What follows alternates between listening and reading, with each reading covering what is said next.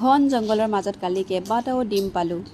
কিহৰ ডিম আছিলে, কেনেকৈ ওলালে, এইকেইটা ডিম আপোনালোকক সকলো জনাই আছোঁ বলক ভিডিঅ'ৰ মাজলৈ।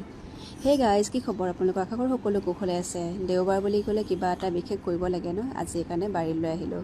প্ৰথমতে কলগছ দুজোপামান উঘালি আনিছোঁ, তাৰপিছত অকণমান ৰেষ্ট ল'লোঁ। ৰেষ্ট লওঁতে বাই বনাই থৈছিলে গাহৰি মাংসৰ লগত ঔটেঙা আৰু এইফালে নগিনা পং। খাই ল'লোঁ। খাই লোৱাৰ পাছত আকৌ কামত ধৰিছোঁ। বাই এইফালে লাগি আছে, এইফালে আকৌ এজনী হাই উমনি দি আছে এই জংঘলৰ মাজতে দেই। ময়ো এইফালে কাটি আছিলোঁ। কাটি থাকোঁতে ওলালেই নহয় এইকেইটা কণী, দেখিছেনে? এটা দুটা নহয়, মুঠ 13টামান কণী আছিলে। একদম জংঘলৰ একদম মাজত, একদম তলত আৰু তলতে ইমানগাল পাৰি থৈছে এই দুজনী। দেখিছেনে? ধুনীয়াকৈ উঠাই লৈ আহিছোঁ মই।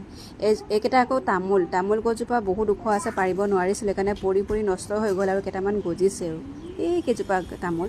তাৰ চাইডে চাইডে আজি কেইবাটাও গছ পুলি ৰুলোঁ, ডাঙৰ হ'লে আপোনালোকক মই দেখুৱাম বাৰু। তাৰে দুটামান কণী বায়ে থৈ পেলাই আকৌ তাক কণী পাৰিবলৈ সজা এটাত বনাই পেলাই তাত থৈ দিছিলে, য'ত আছিলে ঘৰ এটা বনাই দিলে।